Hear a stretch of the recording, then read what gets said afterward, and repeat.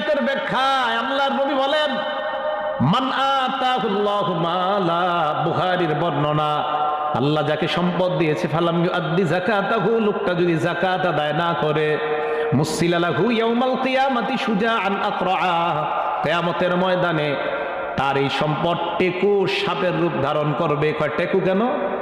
সাপটা এমন কেন? বিষের কারণে সব উঠা যাবে, চুল টুল পশম থাকবে না সাপের গায়ে। মানে কেন? বিষের বিষাক্ততায়। লাহু জাবিবাতান, কালো দুইটা চিহ্ন থাকবে, ভয়ঙ্কর কালো দুইটা চিহ্ন থাকবে। তো এটার পরে সুম্মায়ু তাওয়াকুহু, পুরাটা শরীর পেঁচাবে, পেঁচানোর পর সুম্মায়া খুযু বিলিহিজিমাতাইহি, এই দুই চোয়াল যাকাত যে দেয় নাই তার এই দুই গালের মধ্যে এইভাবে খাপ দিয়ে কামড় দিবে। দেওয়ার পর সাপ বলবে, আনা কানজুকা আনা মালুকা, আমি তোমার সঞ্চিত সম্পদ, আমি তোমার সঞ্চিত মাল, দুনিয়াতে তুমি আমাকে